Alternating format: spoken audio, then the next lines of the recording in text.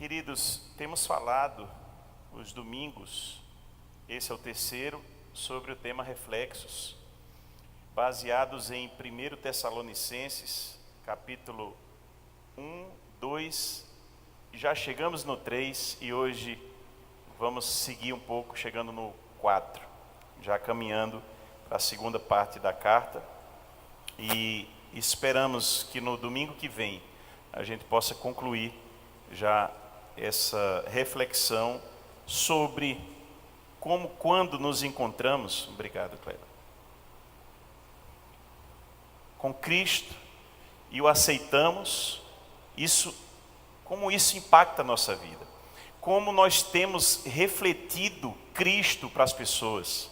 Essa é a ideia de Paulo quando escreve aos Tessalonicenses, mostrando desde o capítulo 1 como eles tinham repercutido tão bem em toda a Macedônia, até na Acaia, e as províncias ali do Império Romano vizinhas, eles já tinham chegado notícias nessas províncias sobre a fé dos irmãos, o amor dos irmãos e a conduta cristã deles. Então, no primeiro domingo nós falamos sobre 3 reflexos: ter uma vida cristã madura, isso é um reflexo de que você se encontrou com Cristo verdadeiramente; viver experiências de poder, porque o Evangelho é poder de Deus.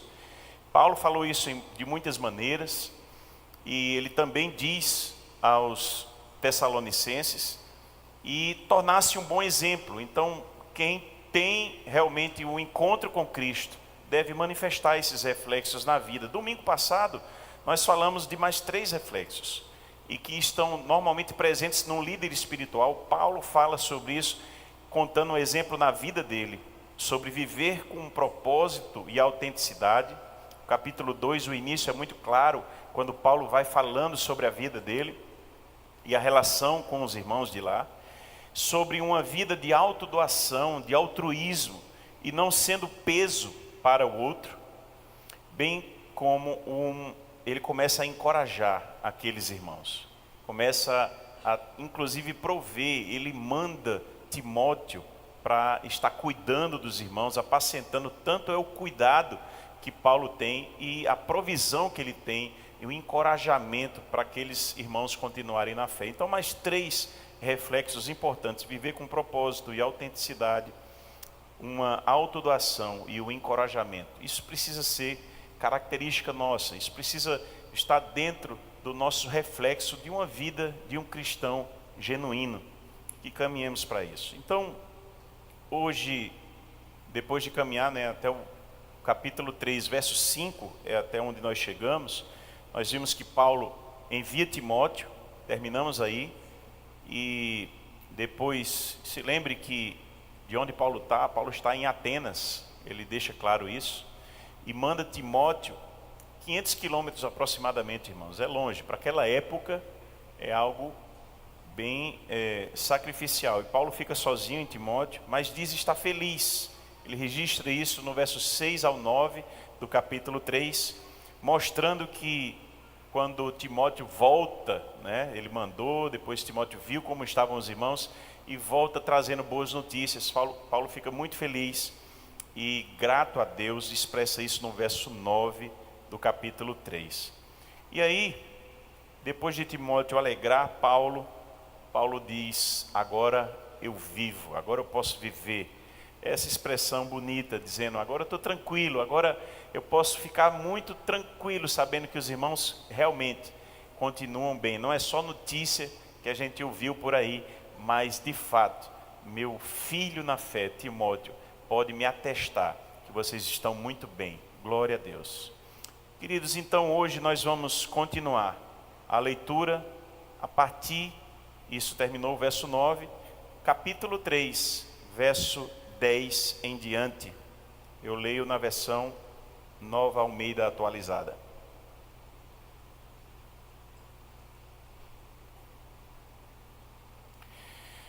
Oramos noite e dia com máximo empenho para que possamos ir vê-los pessoalmente e suprir o que ainda falta à fé que vocês têm. Que o próprio Deus, o nosso Pai, e Jesus, o nosso Senhor, preparem o nosso caminho para podermos ir visitar vocês. E o Senhor faça com que cresça e aumente o amor de uns para com os outros e para com todos, como também o nosso amor por vocês, a fim de que o coração de vocês seja fortalecido em santidade, isento de culpa, na presença de nosso Deus e Pai, na vinda de nosso Senhor Jesus, com todos os seus santos. E ele continua no capítulo 4. Finalmente, irmãos, pedimos a vocês e os exortamos no Senhor Jesus que, assim como aprenderam de nós a maneira como devem viver e agradar a Deus, e efetivamente o estão fazendo, vocês continuem progredindo cada vez mais, porque vocês sabem quantas instruções demos a vocês da parte do Senhor Jesus, pois a verdade de Deus é a santificação de vocês, que se abstenham da imoralidade sexual, que cada um de vocês saiba controlar o seu próprio corpo em santificação e honra, não com desejos imorais, como os gentios que não conhecem a Deus, e que nesta matéria ninguém ofenda nem defraude o seu irmão, porque contra todas estas coisas, como antes já avisamos e testificamos, o Senhor é o vingador. Pois Deus não nos chamou para a impureza, e sim para a santificação. Portanto, quem rejeita estas coisas, não rejeita uma pessoa, mas rejeita Deus, que também dá o seu Espírito Santo a vocês. Quanto ao amor fraternal, não há necessidade de que eu lhes escreva, porque vocês mesmos foram instruídos por Deus a amar uns aos outros. E na verdade, vocês já estão fazendo isso em relação a todos os irmãos em toda a Macedônia.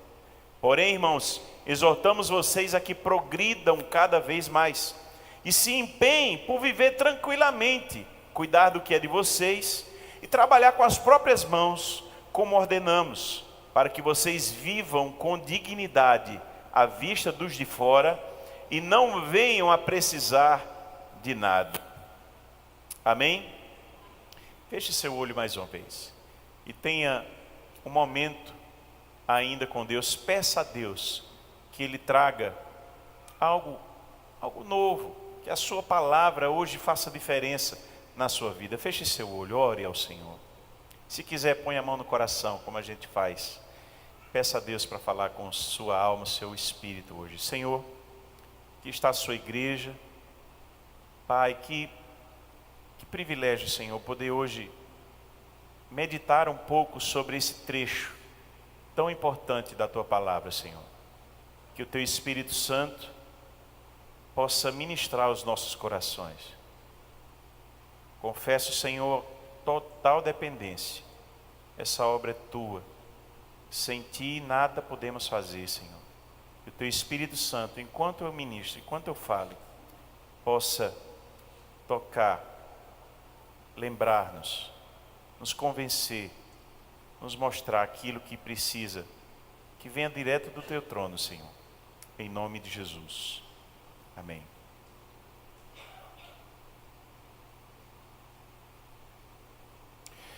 Quando vemos a vida de homens de Deus, nada está lá por acaso. São exemplos de pessoas que tiveram decisões importantes. Foram tomadas, eles se prepararam, eles se dedicaram. O Jonathan Edwards, por exemplo, teve uma criação muito rígida pelo seu pai, o Timothy. Aos 13 anos, ele já sabia latim e grego suficiente para entrar, por exemplo, na Universidade de Yale, com 13 anos de idade, precocemente, em New Haven, Connecticut. Depois de muitas experiências com Deus, ele foi muito confrontado na universidade.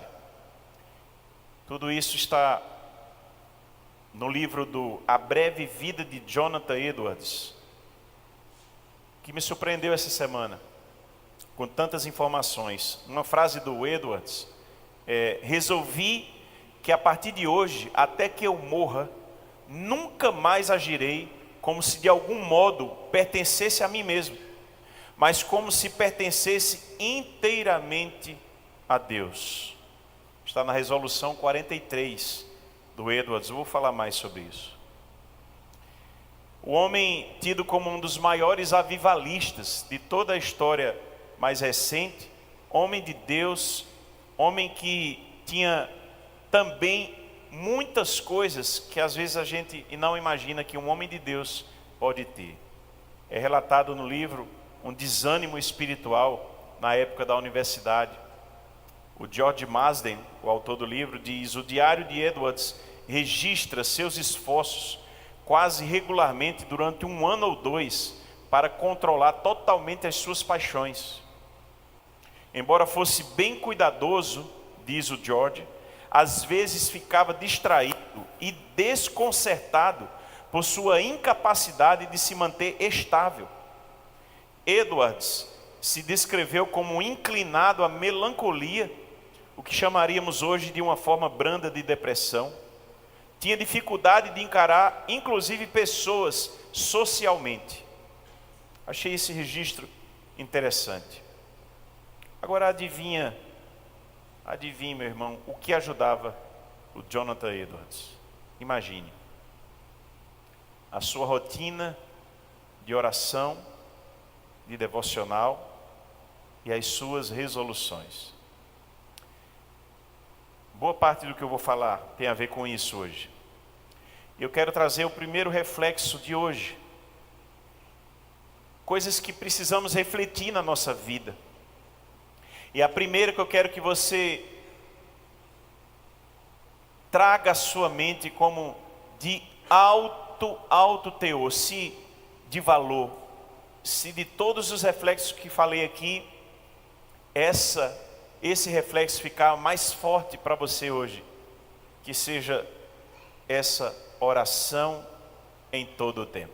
Você pode repetir comigo? Oração em todo o tempo. O primeiro reflexo de hoje, na vida cristã, que precisamos ter, é uma vida de oração em todo o tempo. Olha o que Paulo falou, o que lemos, capítulo 3, verso 10. Paulo dizendo: oramos noite e dia, com máximo empenho, para que possamos ir vê-los pessoalmente. Olha só, para ir ver pessoalmente, Paulo já tinha a intensidade da oração e a prática da oração diária, noite e dia. Como é importante a oração, irmãos. Como mais que isso, é fundamental a vida de oração. Aqui Paulo frisa de um modo especial, noite e dia, e de modo intenso, de um modo com o máximo empenho, é o que a NAA traduz. Jesus sabia tanto disso. Jesus é o nosso maior exemplo de oração. Ele orava em vários momentos, a gente vê registrado, sobretudo no Evangelho de Lucas. É um dos evangelhos que mais registra isso. Já preguei sobre isso aqui. Ele buscava no monte, buscava de noite, se retirava para orar, chamou discípulos para orarem com ele, pedia auxílio, inclusive, lá no Getsemane, como já vimos recentemente na EBD. Paulo sabia também da importância da oração. Aqui registra noite e dia orando e com o máximo empenho, uma conduta de um homem que entendeu a importância da oração. Um homem que de fato trouxe para a prática, a vida prática de Paulo era orando. E Paulo começou a entender isso muito antes, quando na estrada de Damasco, ele já fica cego depois do encontro de Cristo. E o texto registra que Paulo orava 3 dias de oração e jejum, até que Ananias vai até ele. Paulo entendeu a importância da oração, irmãos. Paulo teve visão enquanto orava. Paulo foi forjado em meio à oração. O quanto temos orado, irmãos? Orado de fato. É nossa prática orar. Eu não sei se você já tem incorporado a oração na sua vida prática. Eu fiz algumas coisas e perceba o que eu vou dizer. Talvez alguns líderes podem criticar o que eu vou falar agora, mas não importa. Se você não está conseguindo orar como convém, orar todos os dias, busque auxílio. Comece vindo para o culto de oração. Quebre sua semana no meio e venha para o culto de oração. Admita, eu não consigo orar como eu deveria. Então vou procurar ajuda, vou na igreja. Eu vou orar com os irmãos. É um bom começo. Toda semana eu me encontro. Isso foi um entendimento que tive lá atrás, com o meu grupo de oração aqui da igreja. Às quintas à tarde. Estamos orando, irmãos. Eventualmente é possível que a gente não venha, mas todos já sabem que esse horário está reservado para oração. Isso é uma maneira que eu estou dizendo para mim também. Se lembre de orar.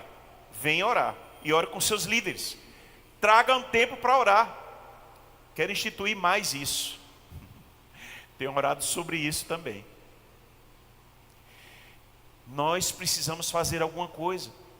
E um passo importante para você, se você não tem orado, é busque ajuda para orar. Marque com seu irmão, marque com alguém que você conhece, com seu líder, com o pastor. Uma vez por semana, é um bom começo. Sabe aquela coisa de gente que já botou 50 vezes, disse assim, eu vou começar minha devocional, o horário vai ser esse, e não conseguiu começar. Você é essa pessoa? Busque ajuda. Você precisa mudar isso. Isso precisa ser um reflexo na sua vida. Busque ajuda. Ore. Os homens de Deus precisam entender isso, mulheres também. Por que orar, irmãos? Separei alguns motivos aqui rapidamente. Temos muitos motivos para orar. Primeiro, para reconhecer a soberania de Deus. Quando oramos, é um ato de submissão. Você está dizendo, eu dependo do Senhor. Nada em mim funciona sem a oração, Senhor, sem o Senhor. Eu estou dizendo, Senhor, eu dependo do Senhor, não confio em mim. Eu não confio nas minhas habilidades, eu não confio na minha capacidade. Somente a obra é feita por Ti, Senhor. Somente a minha vida cristã só pode ter algo de fato, verdadeiro, constante, através de uma vida de oração. Como eu posso admitir viver uma vida sem orar? E aí eu reconheço, Senhor, vem e me ajuda. Esse é o primeiro bom motivo para você orar. Você está nessa hora dizendo isso. Jesus, no Getsêmani, e tantos outros momentos, né? Mas Mateus 26, 39, adiantando-se um pouco, prostrou-se sobre o seu rosto, orando e dizendo, meu Pai, se é possível, que passe de mim este cálice, contudo não seja como eu quero, e sim como Tu queres. Jesus estava nos ensinando que a oração também é para dizer isso. Não é a minha vontade, Senhor, é a Tua. Tu és soberano na minha vida. Porque orar, um bom motivo para você dizer a Deus que Ele é soberano na sua vida. Segundo motivo para orar, para você obedecer ao mandamento de Deus. A própria carta aos Tessalonicenses, vamos falar, semana que vem vamos citar isso. O capítulo 5, verso 17 diz, orem sem cessar. Paulo está dizendo isso. Então Paulo está falando aqui, olha, eu já orei noite e dia por vocês, maior empenho possível, para ver se eu vou visitar vocês, inclusive. Quando eu fui a Benin, na África, esse ano, os irmãos sabem, viram o testemunho, pastor Mário, foi um tempo precioso, mas irmãos, eu orei sobre isso. Me lembrei, estudando esse texto de Paulo, que Paulo estava orando para ir visitar os irmãos. E eu orei, Deus, me leva para Benin, eu quero visitar, eu quero ver essa obra lá, eu quero encorajar os irmãos lá, eu quero fazer alguma coisa pela obra lá, Senhor, me ajuda aí. E Deus abriu as portas. E foi de Deus. E aí você pode pensar que não, meus irmãos, foi Deus. Há tantas coisas que implicam numa viagem dessa para a África, que só deu certo porque Deus estava nesse negócio. E eu entendo que foi resposta de oração ao que eu orei alguns anos atrás. E uma coisa que o nosso missionário Will falou várias horas lá foi, o pastor disse que ia vir, como vários outros disseram que iam vir aqui. E ele dizia, se Deus me permitir, eu vou vir. E ele está aqui. Ele disse isso em todas as comunidades que nós somos. Isso me chamou a atenção. Porque parece que as pessoas diziam para ele que iam e não iam. Como foi importante, irmãos, encorajar aqueles irmãos ali. Mas foi resposta de oração. Eu poderia citar muitas coisas. Eu lembro de um violão. Eu servi a Deus com um violão e muitos anos atrás, no louvor, pedi a Deus um violão. Senhor, me dá um violão top, para eu poder fazer com mais categoria ainda, Senhor, para Ti a obra. Deus viu meu coração, me permitiu, me deu condições. Eu comprei um violão na época. Hoje presentei meu filho, não está nem mais comigo, está com o Vitor em Juazeiro. E eu disse, Deus me disse depois, dê o seu violão para o seu filho, ele vai servir a Deus lá em Juazeiro. Eu digo, fiquei sem o meu violão, não tem nada não, mas hoje estou mais pregando do que tocando. Qualquer coisa eu pedi o de Micael emprestado, né, que é uma benção também. Mas, irmãos, Deus responde nossa oração. Ore também para obedecer o mandamento de Deus, para fortalecer a nossa fé. A oração não muda Deus, irmãos, a gente já sabe disso, mas nos muda, nos traz mais fé, sabe? Há tantos exemplos de pessoas que foram transformadas através da oração. O próprio Paulo já citei. Que mudança! Um homem que perseguia a igreja de Deus, depois 3 dias em oração e jejum, até Deus mudar a realidade dele. E o texto de Atos 9:11 vai dizer, levante-se, vá à rua que se chama direita, na casa de Judas, procura um homem de Tarso chamado Saulo, ele está orando. Olha o registro, quando Deus fala para Ananias ir lá, Deus registra isso, ele está orando. Deus estava ouvindo a oração. É impressionante, irmãos. Um rei mau, um rei perverso, Manassés, você sabe da história, segundo Crônicas 33, Manassés foi um dos piores reis que a Bíblia registra. E você vê um homem idólatra, um homem mau, oferecer os próprios filhos para Moloque. Pensa num homem mau.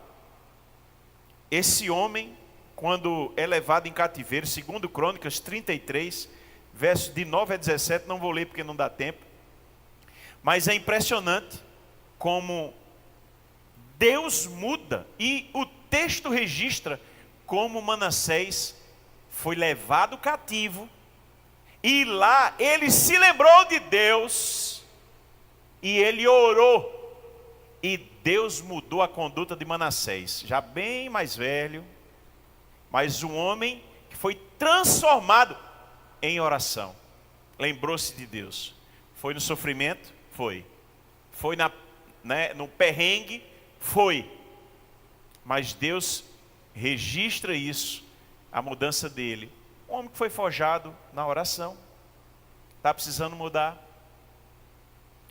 Ore. Para buscar a vontade de Deus também. Jesus nos ensinou orando, venha Senhor o teu reino, seja feita a tua vontade, assim na terra como no céu. Mateus 6, verso 10. Venha teu reino. A oração que Jesus nos ensinou é para que nós tenhamos a vontade de Deus sendo trazida à terra, trazida à nossa vida. Davi orou, perguntando a Deus qual era a vontade. Você sabe disso. Um homem de guerra, mas um servo de Deus, um homem que se preocupava se de fato ia atacar, não confiava em si, ele não confiava. Olhe 1 Samuel 23, 2. 1 Samuel 23, 2, é chocante, irmãos. É chocante um rei, mas pense em um homem que, olha, imagina isso. Davi pergunta ao Senhor, devo atacar esses filisteus? E o Senhor respondeu a Davi, vá e ataque os filisteus e livre Keila. É tremendo isso, né, irmãos? Um homem que podia confiar na sua espada, de ser um bom guerreiro, mas não confia. Vai perguntar a Deus, devo fazer isso? E Deus, faça. O filho dele aprendeu, embora teve os seus momentos ruins também. 1 Reis 3, de 9 a 12, mostra Salomão também consultando a Deus. E Salomão consulta a Deus, dá, Senhor, ao teu servo um coração compreensivo, para julgar o teu povo, Está lá registrado em 1 Reis 3:9. E a resposta de Deus vem em seguida. E Deus diz: dou a você sim um coração sábio e inteligente, de modo que antes de você nunca houve ninguém igual a você, nem haverá depois de você. Irmãos, a oração para buscar a vontade de Deus. A oração também para interceder pelos outros. Ou você vai viver só para você? A oração precisa estar ligada à nossa vida, e você começa a orar. Olha, quem já sabe o que eu estou falando, quem já tem o hábito da oração, quando a gente começa a orar pelas pessoas, o tempo passa rápido demais. Você diz: meu Deus do céu, eu não orei nem metade do pessoal que eu preciso orar. Não é verdade? Estou vendo uns rostinhos fazendo assim. Talvez o que não está fazendo nenhum é porque você não tem orado por ninguém. Nessas horas eu me lembro do meu professor no seminário, e ele que estava numa semana bem atribulada, encontra um pastor amigo, aí disse: meu irmão, ore por mim, essa semana está difícil demais para mim, ore por mim. Aí a resposta do pastor: eu não estou conseguindo orar nem por mim, meu irmão. Meu Jesus, ele disse: meu Jesus, está assim você? Que alguém pede oração, você diz: eu não estou conseguindo orar nem por mim? Meu Deus do céu. Olha, a lista é grande aqui, eu preciso passar para o ponto 2. Mas há tantos grandes exemplos. Daniel foi um homem que a oração foi respondida na cova. Daniel capítulo 6, é impressionante. Elias, o registro em Tiago capítulo 5 é um resumo do homem que orou para fazer chover, né? Deus chover, depois para estiar, e Deus responde a oração. E a Bíblia diz que era um homem simples, igual a eu e você. Ana, que ora pedindo um filho, Deus atende. Irmãos, a lista é grande. Quando a gente vai pensando em oração, oração, oração, homens e mulheres de Deus precisam ter esse reflexo na vida. Uma vida que ora o tempo todo precisa ter isso. Se não está conseguindo, busque ajuda. Mas hoje, decida mudar isso na sua vida. Decida, resolva isso. Você precisa ser uma pessoa de oração. Segundo ponto, irmãos. Primeiro, oração em todo tempo. Oração, vida de oração, todo tempo. Segundo reflexo é vida santa e pureza sexual. Repita comigo: vida santa e pureza sexual. Mais forte, mais bonito: vida santa e pureza sexual. Olha o que capítulo 4, vamos a partir do 3, vai dizer: pois a vontade de Deus é a santificação de vocês. Capítulo 4, verso 3. A vontade de Deus é a santificação de vocês, que se abstenham da imoralidade sexual, que cada um de vocês saiba controlar o seu próprio corpo, em santificação e honra, não com desejos imorais, como os gentios que não conhecem a Deus, e que nesta matéria ninguém ofenda nem defraude seu irmão, porque contra todas estas coisas, como antes já avisamos e testificamos, o Senhor é vingador. Sabe, irmãos, olha, o verso 7 é impressionante. Deus não nos chamou para a impureza, não nos chamou, e sim para a santificação. E tem mais, preste bem atenção. Portanto, quem rejeita estas coisas, não rejeita uma pessoa, mas rejeita Deus, que também dá o seu Espírito Santo a vocês. Olha, Paulo está lembrando. Qual é o contexto? Lembrem disso, falei no primeiro dia. Era uma cidade portuária. Tessalônica, uma cidade que recebia muitos visitantes.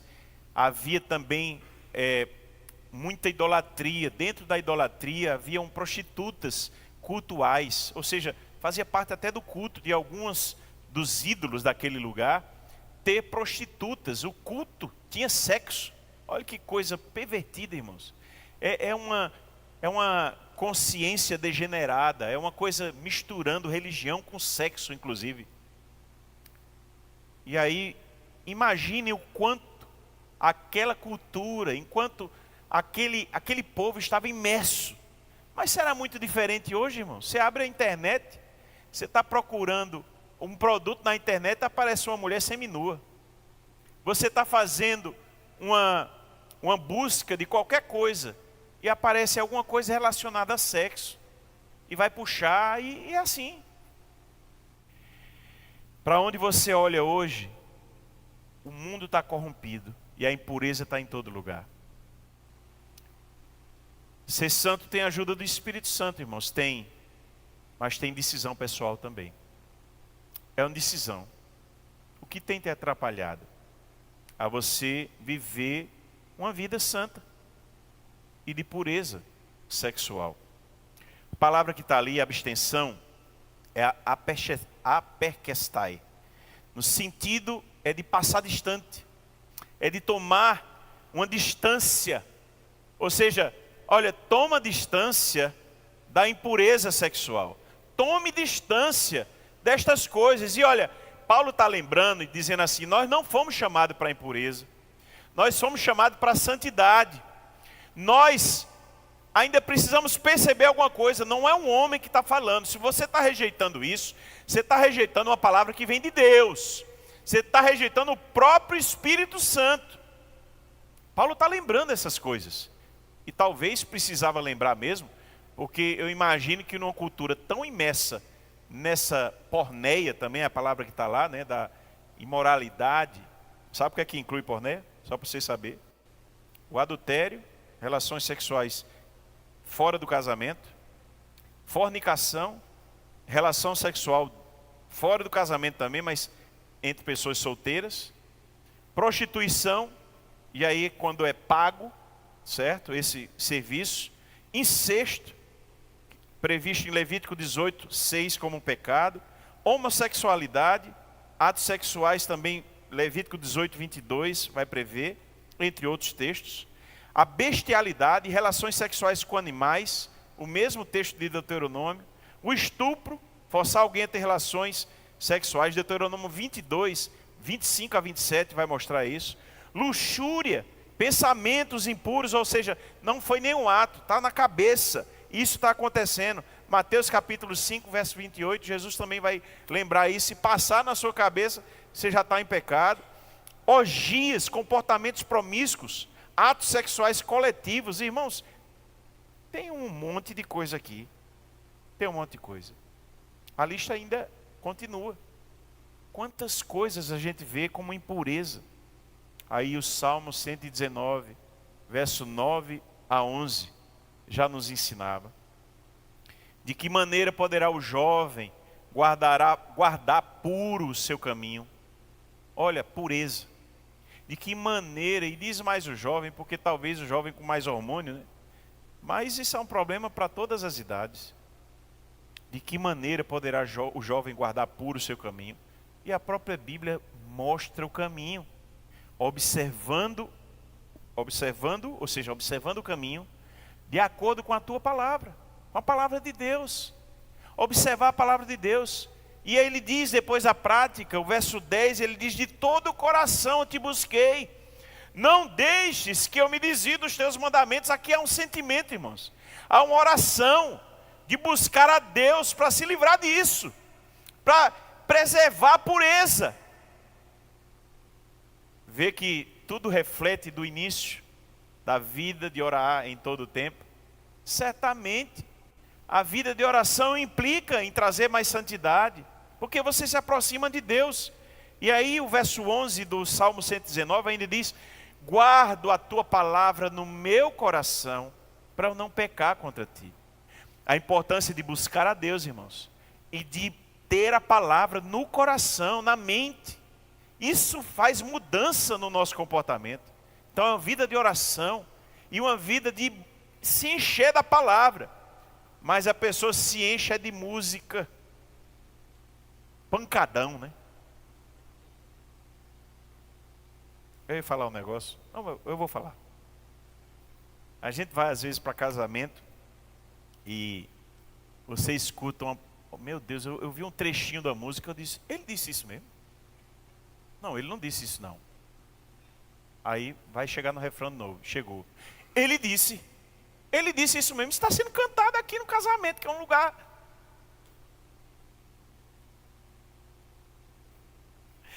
Jesus do céu.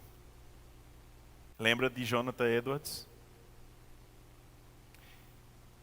Ele lutou, irmãos, contra as paixões também. Lutou. Agora, eu me surpreendi com a vida de Jonathan Edwards, no livro que eu citei, A Breve Vida de Jonathan Edwards. Eu tenho aí, quem quiser emprestar, depois eu posso passar. Como era comum aos jovens da época do Jonathan. Ele escreveu uma lista de decisões. Olha que coisa linda. Isso me impactou, eu confesso aos irmãos. Me impactou. Ele escreveu, aí eu fui pesquisar sobre essa lista, é em torno de 70. Eu não consegui as 70, até porque não daria nem tempo, tá? Dá uma série de estudos, né? As resoluções de Jonathan Edwards, que são todas baseadas em decisões que ele tomou lendo a palavra, orando. São importantes decisões, nos auxiliam bastante. E aí, ele se compromete com Deus.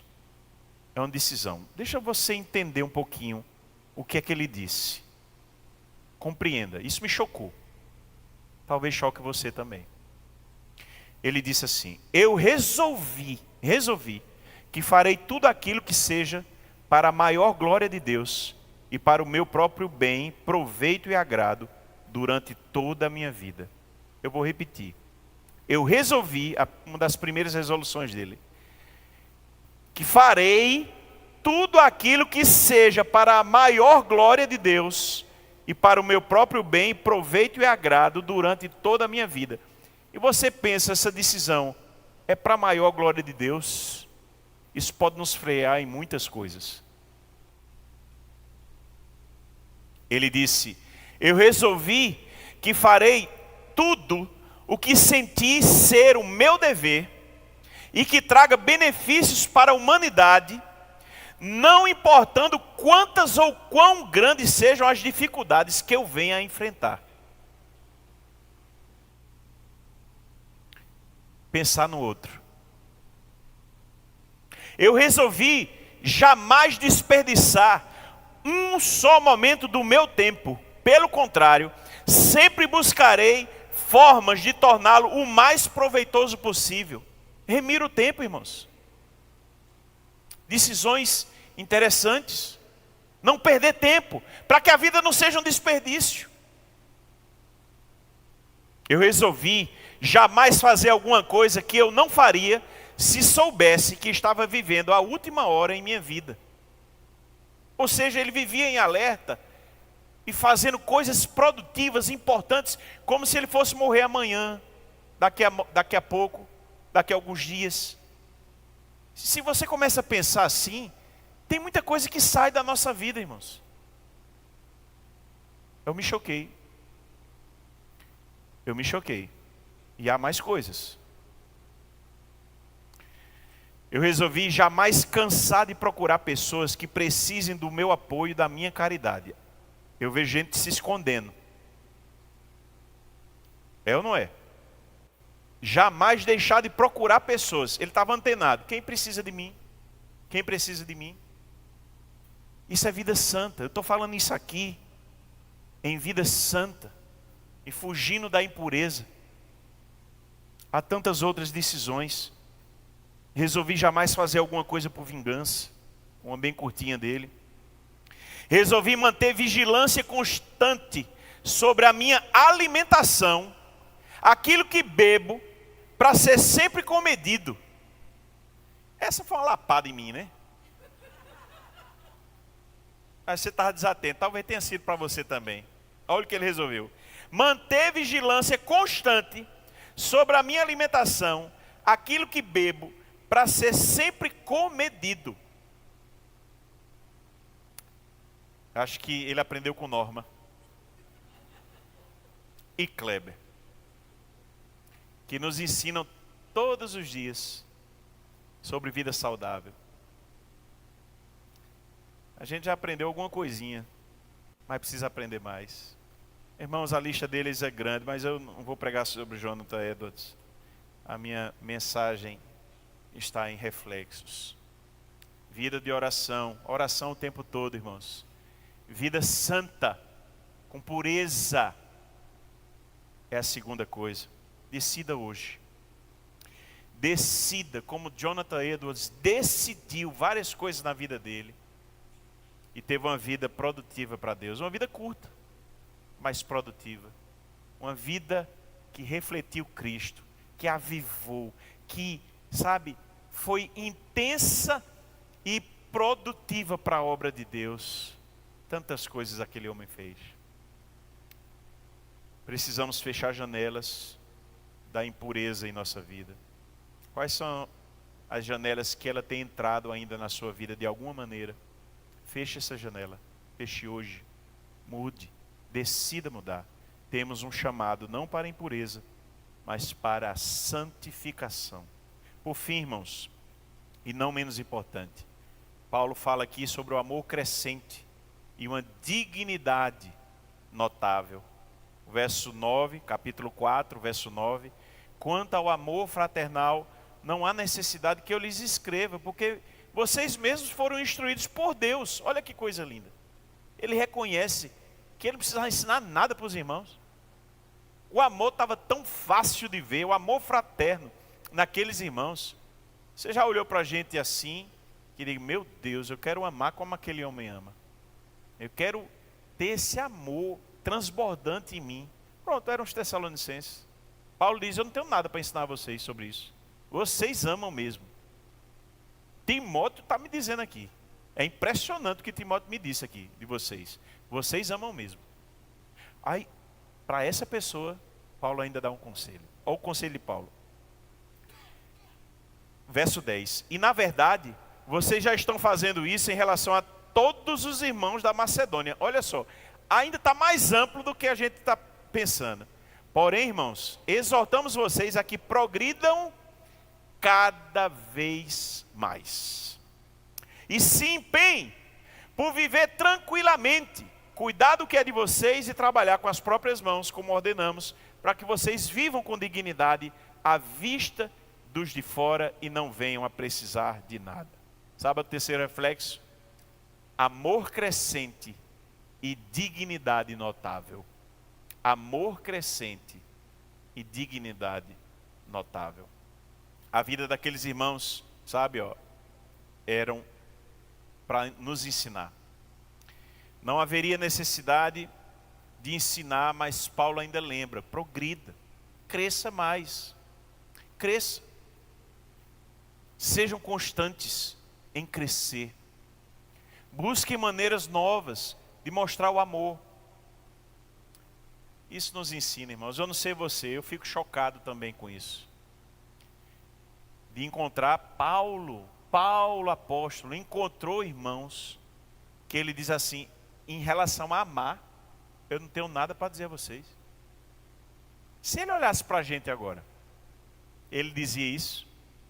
Para mim, com certeza não. Ele dizia, tem que aprender a amar mais, viu, Neto? E para você? Mas ele, além disso, ele fala, depois vivam tranquilos. É o verso 11. Qual a ideia aqui, irmãos? Longe de problemas. Isso é uma recomendação de Paulo também em outras cartas. Se possível, tende paz com todos. Claro que é se possível, porque às vezes tem gente que não quer ter paz com você, né? Não é verdade? Mas aqui ele diz, vivam tranquilos. Isso é longe de problemas. Meus irmãos, gente focada e gente trabalhadora não vão ter problema assim com todo mundo, não. Porque é fato, tem a velha, a máxima, né, do popular, que mente vazia, oficina do diabo, né? Se o cara está trabalhando, está cuidando do que é seu, está procurando fazer a obra de Deus, tudo, ele em geral não vai encontrar grandes problemas, não, só os que já são da caminhada do enfrentamento da obra de Deus mesmo, que já é um bocado, viu? Mas a Bíblia deixa muito claro isso para nós, irmãos, sobre fazer a nossa parte. Mais uma vez, é esse exemplo de dignidade, de uma pessoa que não está sendo pesada para ninguém, de alguém que está trabalhando, de alguém que está sem querer gerar confusão com ninguém. Como é você no trabalho?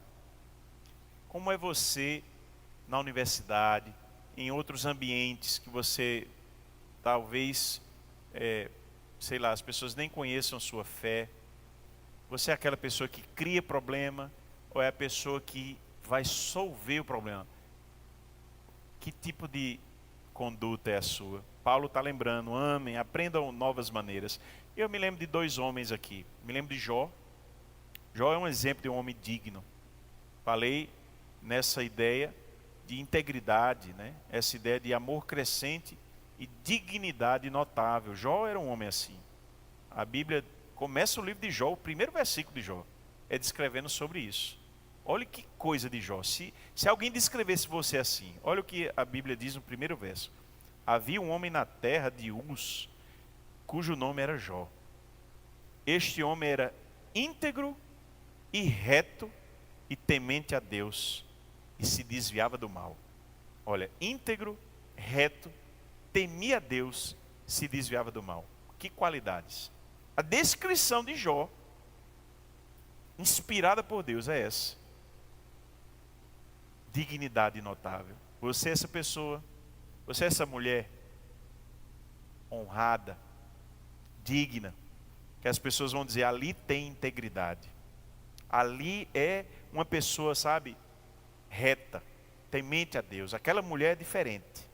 Ela não abre a boca para falar besteira, fofocar. Não, ela é uma mulher íntegra. Uma mulher que só abre a boca para dar dentro, como se diz. É ungida. Não é ainda essa pessoa? Hoje é o dia de decidir ser. Hoje é o dia. Mudar. E outra pessoa que eu lembro é Abraão. Abraão é esse exemplo também de alguém pacífico. Quando começou a confusão lá em Gênesis 13, dos pastores de Abraão com os pastores do sobrinho dele, Ló, foi o que ele vira para Ló e diz, houve desentendimento, verso 7, entre os pastores de gado de Abraão e os pastores de gado de Ló. Nesse tempo os cananeus e os fariseus habitavam esta terra. Então Abraão disse a Ló, não deveria haver conflito entre mim e você, e entre os meus pastores e os seus pastores, porque somos parentes chegados. A gente é família. Vamos brigar não. Não está toda a terra aí diante de você? Peço que você se afaste de mim. Se você for para a esquerda, eu vou para a direita. Se você for para a direita, eu vou para a esquerda. Vamos resolver isso aqui pacificamente. Ló, tu é meu sobrinho. Cara, vamos brigar não. Tá os pastores brigando aí, vamos resolver isso aí. Um homem pacífico. Um homem que resolvia os seus conflitos. Você é pacífico? Você é uma pessoa digna? Você tem amor crescente e tem encontrado maneiras novas de amar? Queridos, quero concluir lembrando da importância de orar em todo o tempo, de procurar uma vida santa e pura sexualmente, nem que seja também na mente, se você é uma pessoa solteira que não tem a prática, e de procurar um amor crescente, dignidade notável. Hoje concluo lembrando disso. A oração não é apenas um dever cristão, mas uma fonte de poder que nos sustenta na busca por uma vida santa. É pela oração que nos alinhamos com a vontade de Deus, recebemos força para vencer o pecado e somos transformados diariamente e nos tornamos mais santos com a ajuda do Espírito Santo. Quando oramos, somos capacitados a viver de maneira pura, mesmo em meio a essa corrupção do mundo. Portanto, a santidade sem oração não é viável. E nessa comunhão com Deus, e nessa peleja de se manter santo, eu me lembro do que Leonard Ravenhill disse, termino com essa frase: o maior milagre que Deus pode fazer hoje é tirar um homem ímpio de um mundo ímpio, torná-lo santo e depois colocá-lo de volta naquele mundo ímpio, mas mantê-lo santo durante esse tempo. Que seja a minha história, que seja a sua história, para a glória de Deus. Amém? Feche seus olhos. Vamos orar. A banda pode subir.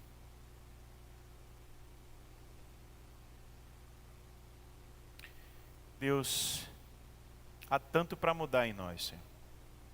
Quando lemos sobre a vida do Jonathan Edwards, por exemplo, só um exemplo, Senhor, mas também quando pegamos os exemplos bíblicos de homens como Abraão, como Jó, quão distante às vezes nos sentimos. Uma vida de Paulo, como aqueles irmãos lá de Tessalônica, irmãos dignos demais, crescentes em amor. Deus, nos ajuda, Senhor, que a gente hoje se torne um pouco mais parecido com isso, para poder refletir mais o Senhor. Nos ajuda, Senhor. Pai, nos ajuda a tomar decisões. E hoje já estamos orando para que o Senhor nos ajude a orar, porque sabemos que precisamos tomar posição nisso, mas que o Senhor nos ajude de fato. E a nossa oração hoje é esta: nos ajuda a orar, nos ajuda a mudar, nos ajuda a nos tornar mais santos, mais dignos, sabendo que somos falhos, corrompidos, mas é a tua graça, ela nos basta, que nos faz ficar inconformados com essa realidade. É assim que nos sentimos, temos nojo do pecado, não queremos cometê-lo, queremos nos aproximar do Senhor, ser mais puros. Deus nos traz a esse novo lugar e nos ajuda. É nossa oração, em nome de Jesus.